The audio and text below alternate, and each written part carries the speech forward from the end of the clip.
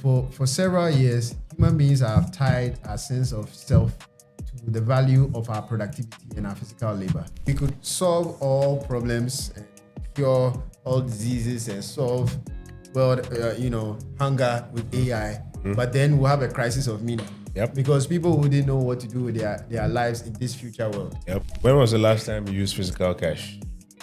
Oh, that's a good question.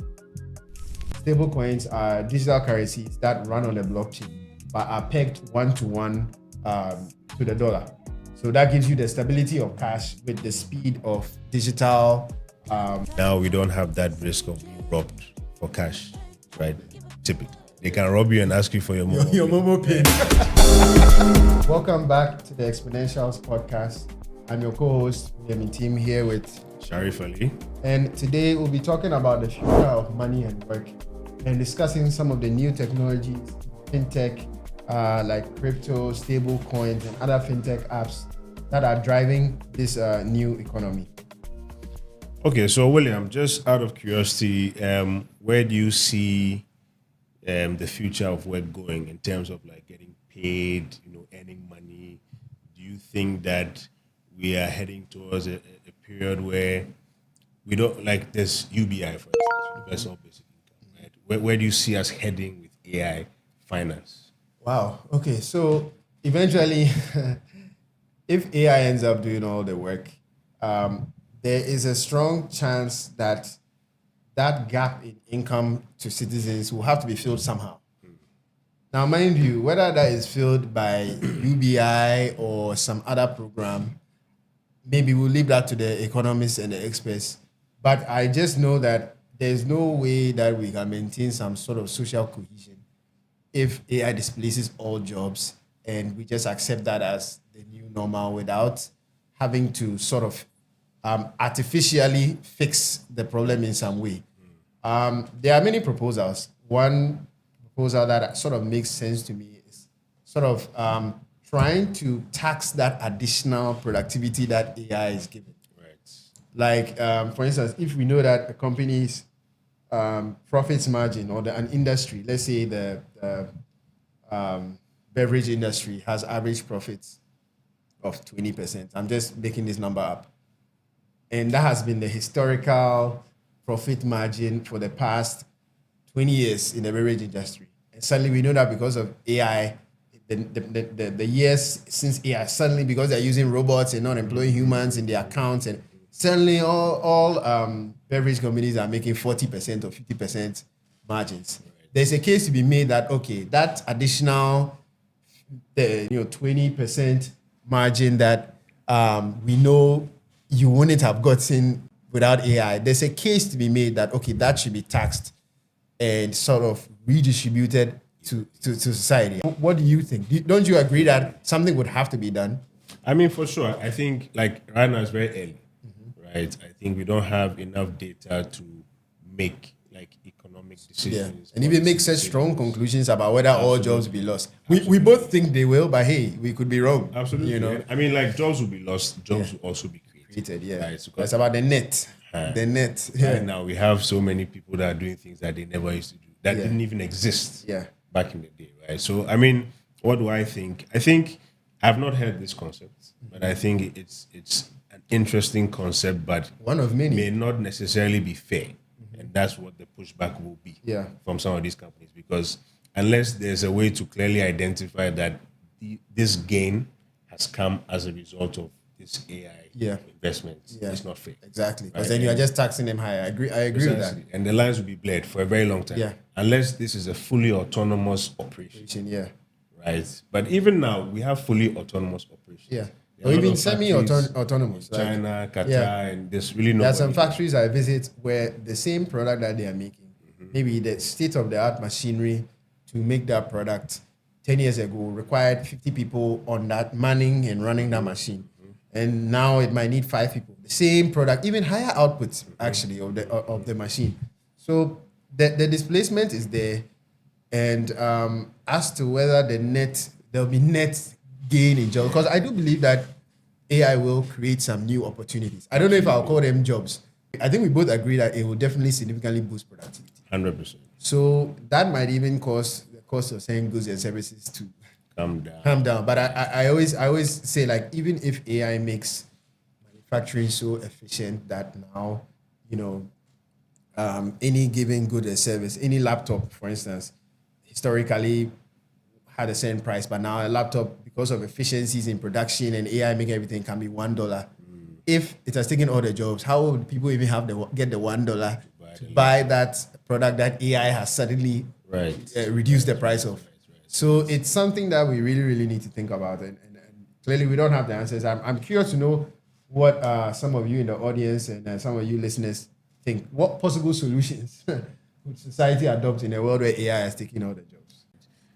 As AI is taking over, Yeah. and the nature of work is changing, and the nature of payments is also changing, right? And the invention of new technologies such as the blockchain, Yeah. the stable coin, so on and so forth.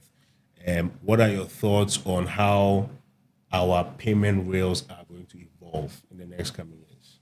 Well, there's two parts to that. Well, right now, technologies like stablecoins are already providing so much value in Africa. You can earn your local currency and purchase some stablecoins, assuming you live in a country that unfortunately has a currency devaluation problem. By converting into stable coins, you are protecting your value, because stable coins, for the audience that doesn't know, stable coins are digital currencies that run on the blockchain but are pegged one to one to the dollar. So that gives you the stability of cash with the speed of digital technology. Right. So this will allow someone to sort of hedge against inflation. Of course, there's the dollar itself is also devaluing, so that's a whole other conversation. But assuming the dollar devalues less than your home country's currency, it makes sense. There's the added benefit of money transfers. Currently, we both know if you want to send wire money out of the continent, you have to go through this, I guess I can call it, archaic process of swift transfers. But now with stable coins, you can send money instantly across the globe. So I think that alone has a lot of power in terms of remittances back into the country and all sorts. And then another place where stable coins and blockchain and crypto will likely become very important is when we have our agents running everything for us. Because agents are not going to deal with the archaic technology of wire transfer, wait 3 days. They move too fast. And it seems, honestly speaking, it seems to me like it's one of the best use cases for, because I've always had reservations on cryptocurrencies because there were a lot of scams involved. Not all cryptocurrencies are scams. Some have proven to have enduring value, but there were a lot of scams. But this application of stable coins and having agents transact with them, I feel like it's the perfect use case for agents. Like that's the way they will be transacting years from now. They'll have agent wallets, and your agent is going to purchase something for you, and it's not using your credit card. It's just dealing with the other crypto wallet of whatever institution is going on. So yeah, it's definitely a big shift. Yeah, but I mean that's these are very interesting takes, right? Because as we know, it's the existing financial model is changing, right? We've come a very long way when it comes to banking. Yeah. Back in the day, even before technology, it was barter trade. Yeah. We moved into coins. Yeah. We moved into paper. Now we have digital paper. Yep. We are still based on some sort of archaic mode of transaction. Yeah. Stable coins and Bitcoin is, to me, the next Yep. generation, Without a doubt. right? Because fundamentally the infrastructure is totally different. Yeah. And I think there are so many benefits from moving towards this digital first approach. Yeah. Right? Because I mean, there are transaction fees because the operation behind moving money from Africa to abroad or from point A to B generally, it costs. Yeah. Like there's you have to do. There's an operation behind. Yeah, it. yeah. That's why There's a reason why it's expensive. Absolutely. And once the end-to-end flow becomes digital, becomes efficient, then obviously these transaction fees reduce. So that's going to encourage a lot more transactions. And as you rightfully mentioned, once the agents start transacting themselves, Yeah. it's even going to speed up things a lot further. Another interesting thing is, and the crypto bulls talk about this a lot, but you also have to wonder why certain cryptocurrencies like Bitcoin and Ethereum are gaining in popularity. Is because people are starting to realize that the currencies they use, the fiat currencies, are being devalued every day, and the central banks are able to just print, literally hit a New command and print supply. more, Yeah. and that is causing inflation. Yeah. And a lot of these cryptocurrencies, the promise is that it's a fixed supply, so that is a direct hedge against inflation. We'll see how things pan out over the long term, but even that alone intuitively makes sense for me as an argument as to why someone will look to cryptocurrencies versus wanting to keep all their, you know, funds in like their local currency. Absolutely. I mean, back to our previous episode with the creator economy when we had Zoo on board, right? I know a lot of people in that field personally that earn money abroad, right? So especially with the developers, Yeah. a lot of them have these remote companies, and most often than not, they don't store their money in Ghana. They all have these wallets somewhere Yeah. where they save most of their money. And as you rightfully mentioned, inflation, right? The Ghana CD has proven to us time and time and In several time other African again countries. how unstable it is. Yeah. So if you have the opportunity Yeah. to earn foreign currency, why don't you park it outside, or why don't Exactly. you park it in one of these? And the reason people are even looking to send cryptocurrencies now, even beyond the dollar, is because now even the dollar itself is becoming devalued. Absolutely. So it's like the only place people are looking for safe havens, and which is why gold is doing so well this year.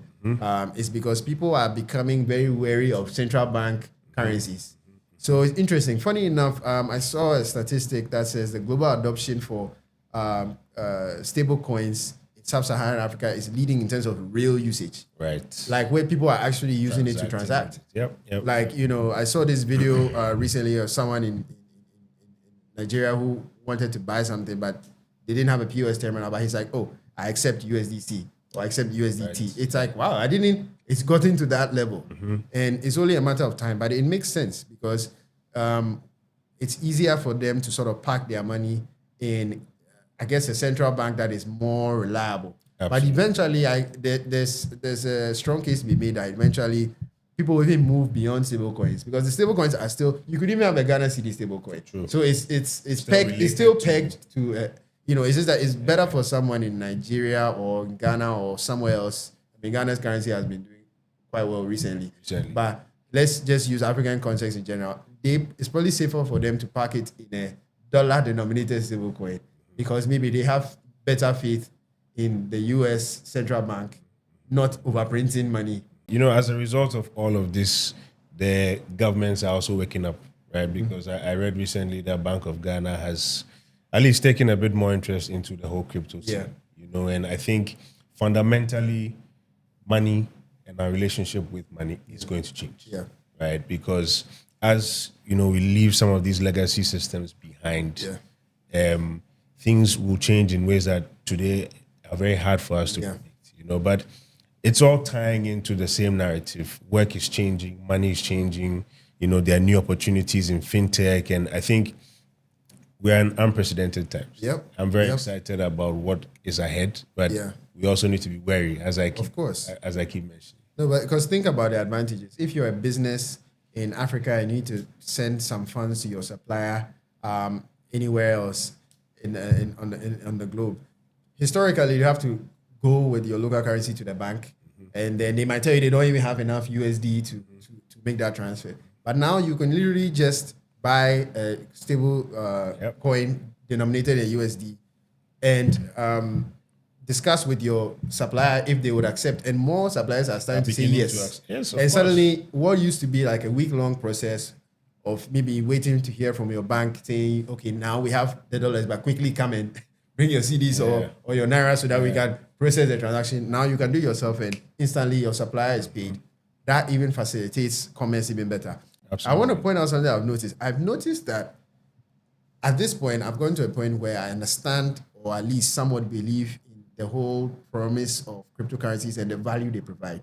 But there's still a disconnect between the older generation in Africa, particularly, and the younger generation. Like, people of our parents' generation probably not even think about touching Bitcoin.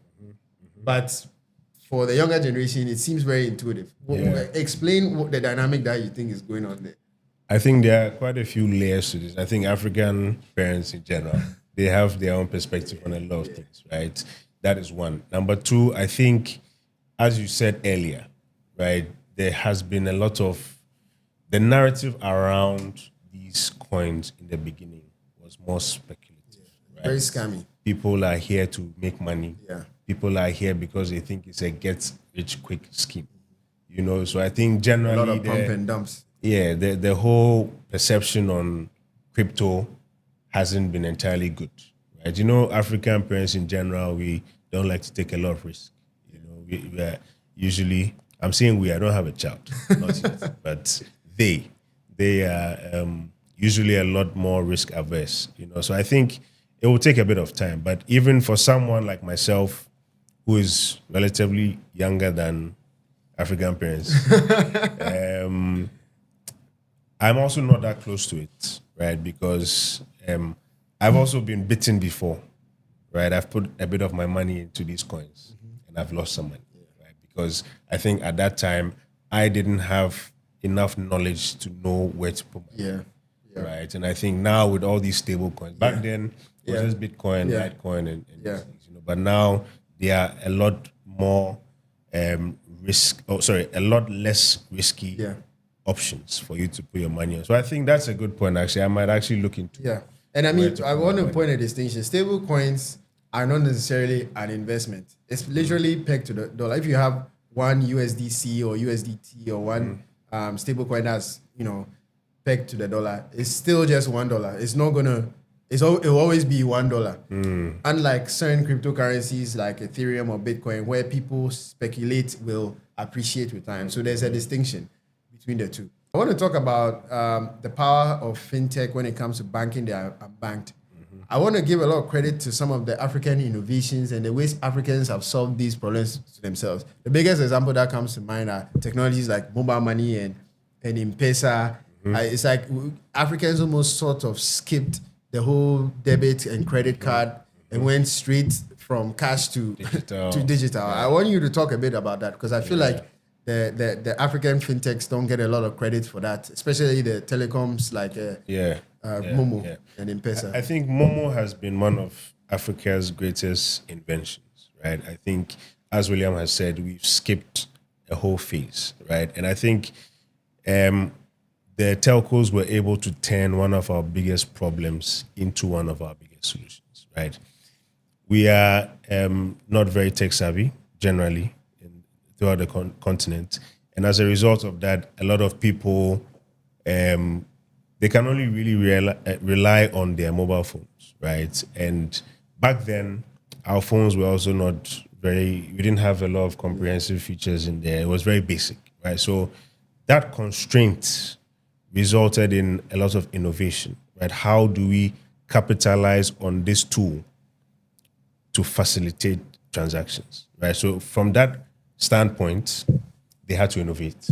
And I think USSD mobile money has been a fantastic game changer. It's been a fantastic. I think nothing has done more to bank, quote unquote, bank the unbanked more than mobile money. More than mobile. Do we even need brick and mortar banks anymore? I mean, they still exist and they are thriving. New branches popping up, but like, what is their purpose in this new world? Are they just gonna? Because clearly they still keep growing.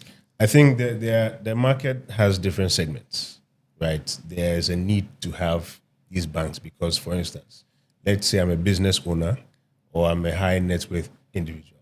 I'm moving $10 million. Moving need some concierge service is going to be very difficult. But that's not to say it's impossible, right? Because now the telcos are investing a lot more into like their business banking tools, right? They are creating these platforms that allow businesses to do things a lot easier. I personally prefer using mobile money than going to the bank. I would rather go and put money with a mobile money agent and then Momo to bank.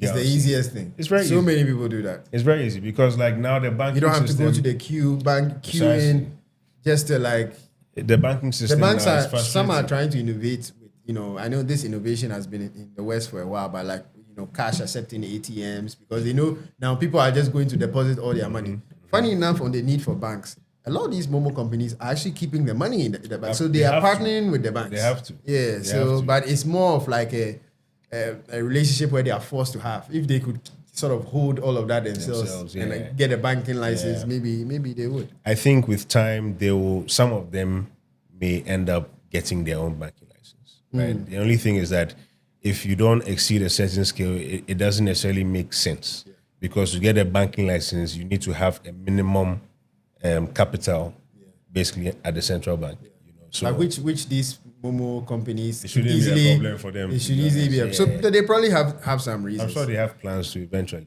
We'll see. Yeah. So taking a step back a bit, we were talking about how AI is going to disrupt like work and like it has me thinking.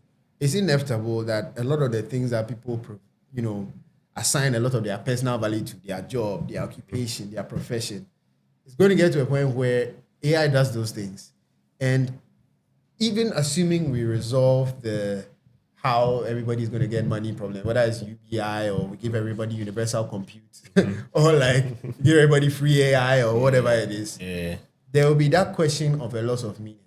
Because for several years, human beings have tied our sense of self to the value of our productivity and our physical labor. So what does it mean for our sense of self and purpose when AI can do all the things that we assume made us valuable?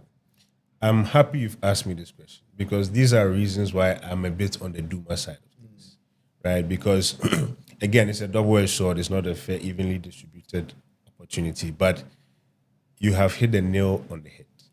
We tie a lot of our worth to the value we can create. Yeah. Right. And now that these tools are able to do that for us, we were lucky because we are in the beginning of this wave. Yeah. We are best suited for this wave because we will ride the wave. Yeah. But the people who come after us may not get this opportunity. Right. And I mean, let's see, right? There may be new opportunities that arise as a result of this. It's too early to say. But the fact that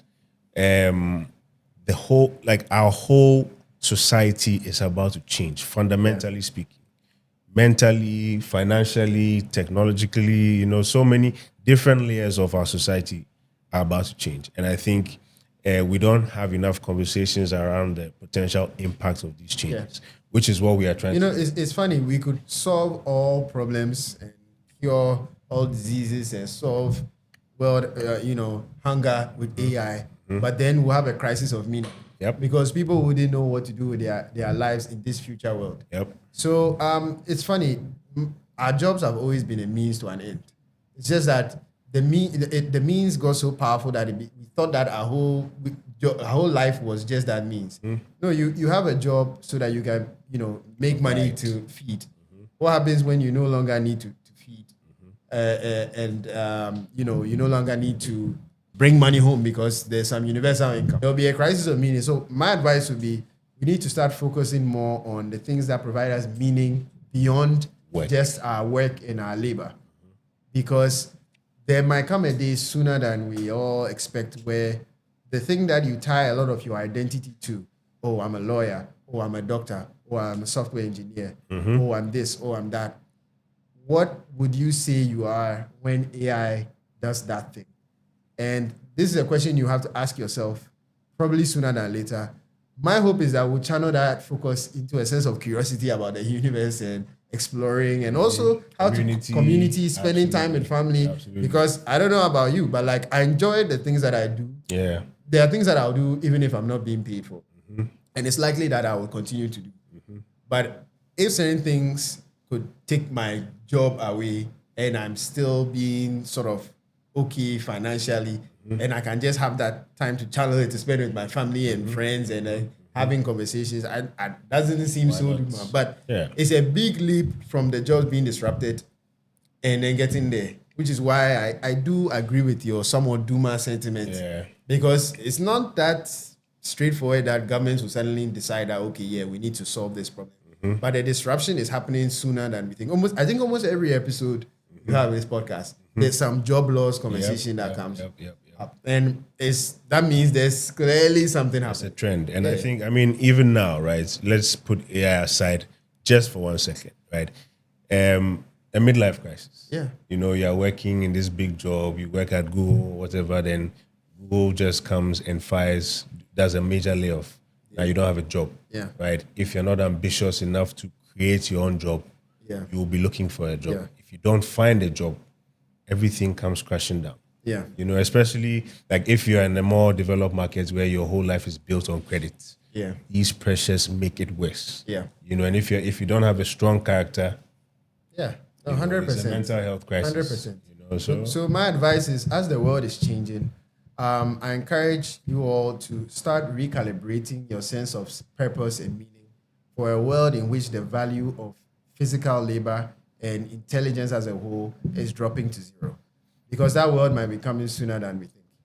yes, and I think as we've rightfully discussed, community, right? Let's spend more time with our loved ones. Let's spend a lot more time outside of work.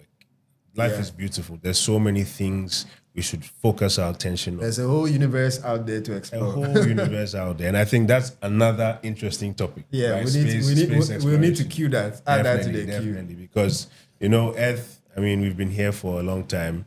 There are very few individuals that are actually trying to take us to other planets, and you know, I think these conversations and these ideas are definitely very exciting because things are about to change. Yep. All right. Before we move on to the next segment, a word from one of our sponsors. Today's episode is brought to you by Guvora.ai. We all know the AI revolution is here, but let's be honest, renting your intelligence from the cloud is a trap. You're paying monthly fees forever and you're uploading your private data to servers you don't control. Guvora is different. They build sovereign AI infrastructure for businesses. They don't just give you a login, they come to your office, factory, or home and install a dedicated military-grade appliance. It runs powerful agents like finance, HR, and security completely offline on your own hardware. That means zero monthly fees to Anthropic, OpenAI, or whoever, zero data leaks, and it works even when the internet goes down. It's not software as a service, it's intelligence as an asset. You buy it once and you own it forever. Stop renting, start owning. Go to Govora.ai, that's Govora.ai, and request a free sovereignty audit today. I think it's a good time to move to our investing lens and talk about some of the companies. I mean, I'll go first. We've spoken about MTN. Yep. And what I like about MTN is a lot of the companies that we mentioned are more on the public stock exchanges in the US and in the West. MTN is actually a company on the Ghana stock, at least partially listed on the Ghana Stock Exchange. Yeah. So I think that's great. And so this is great because we often get a lot of questions around the positions that we I wouldn't say recommend, but bring to light, because I want to remind you again, this is not financial advice, just sharing our input. And this is a company that is actually in Ghana, because that's a lot of pushback we're getting, that you always recommend companies. Frankly, we don't look at the country where the company is from when we're making recommendations. We just try to recommend the players that are actually having an impact. Yep. And in this particular situation, the player that's having an impact is also a company that is operating in Africa, and that you can buy shares of on the Ghana Stock Exchange, for instance. Yeah. So MTN is one. Are there any others that you think of? Not necessarily in Africa per se, but So I mean, some of the banks, right? Some of the banks are yes, a locally lot of the listed, banks are. and, I mean, the only challenge with our stock market is that it's not very active, right? So the valuation isn't as efficient as it should be. But outside of that, I think MTN is a fantastic opportunity. They have demonstrated to us from time that they are a company worthy of investment. But again, this is not financial. Yeah, it's not financial advice. Right? Seek a professional before you make any financial decisions. I will also say that, especially in Africa, there are a lot of fintech companies that are homegrown, but unfortunately, a lot of them aren't public. We have the Paystacks, the Flutterways, but unfortunately, a lot of them aren't public. So I guess some comments and feedback I'll give to a lot of the operators of these African fintech companies that are so successful. List so that some of your fellow Africans can also share in the progress. So, another proud sponsor of today's episode is Sai Technology. We are a local AI automation studio. We focus on enterprise deals. We handle managed services. We provide technology support, while we also provide support for SMEs by building websites, web apps, so on and so forth. We are your local provider here to support you excel in your business. All right. So, last portion of today's discussion, just to pick your brain on a few things, William. When was the last time you used physical cash? Oh, that's a good question. It's actually been a while. And I think the last time I did is only because maybe some place randomly said they only accept cash. But frankly, What most place of was that? I don't even remember. It's Yeah. like but even then, places like that are not serious. Yeah. Because now everyone takes Momo But at least. the fact that I can't remember, it's actually surprising to me because I would have thought I would remember. But that just proves that this is here to stay because it's actually been a while now. Momo is as easy as ever, and I prefer it also because there's a risk of holding cash. You don't want to be holding cash. It's not safe. It's not safe. You also spend a lot more. Exactly. It's- When was the last time you used cash? I got a gift, Okay. and that gift, so that's why I said you spend a lot because I hadn't held cash in such a long time. So- So I was just like literally giving it out to Yeah. people, But that was, I think, in Christmas. But before that, it's been a long time. I don't even own a wallet. I have a little card holder. That's it. It's funny. I always felt intuitively that this transition is happening. Something about this question that you just asked me. I actually hadn't answered that question or asked myself that question before. Wow. And the fact that I am legitimately struggling to remember when it was means, yeah, this transition has happened. Like, cash is still going to be around. One thing I do like about cash, though, is that there's a sense of sovereignty and independence associated with cash that I like. Where it's like, your bank account, your bank can be frozen. Your account can be frozen for whatever reason. Your bank's platform could be down. So although I do believe in this digital transition, there's that sovereign aspect of physical cash that I think is there. I know it's sort of semi or quasi replicated in crypto because you can sort of store your Bitcoin on an offline wallet. True. Which is sort of like a digital version of that. Yeah. But there's no easy way to transact with that digital wallet. I can't tap maybe there's that where I tap my digital crypto code wallet to yours and then it sends you maybe some equivalent amount of cryptocurrency or actual Bitcoin or any other Ethereum, any other cryptocurrency. So, I'll say that. What I want to say is, but that being said, do you think the overall transition away from cash is good? I think it has its pros and cons, right? Because for some of the reasons we've discussed, safety, security, yes, I mean, now we don't have that risk of being robbed for cash, right? Typically. They can rob you and ask you for your Momo Your pin. Momo pin. But we don't have that risk. But on the other side of things, now we are relying on these providers. Actually, I'll pause on that for a second. I think you could even argue that scams are even higher now because of Momo. Absolutely. Because the whole field of Momo scams That's a and very M-Pesa valid scams point. is That's a big. very You could valid even point. make the argument that people get scammed more More now on Momo. That's a very in a valid world point. of. That's what I'm trying to ask the question. So, is it I would say a completely cashless? It doesn't need to be cash, but I think there needs to be a way for people to have their own money Ownership, yeah. independent of some institution or having to run it by some bank before they can send. Yeah. I believe in that. I should be able to say that, hey, we should be able to exchange freely. And that's this whole push of decentralization that has made the whole crypto industry so big. But there should be a way for me to send you some crypto Offline. without any middleman. Yeah. And then I'll believe that, okay, we can go cashless. But that's actually a very interesting question because back to the conversation on storing your crypto physically, Yeah. right? Are there any companies that are able to do some sort of offline crypto transaction? That's the thing, because crypto, since it's based on a network, at some point the There will have transaction to be has to a meet network the For sure, network. for Unless sure. unless I'm literally making there's a cold wallet that you can buy and put some crypto on. So let's say maybe I want to give you $1,000.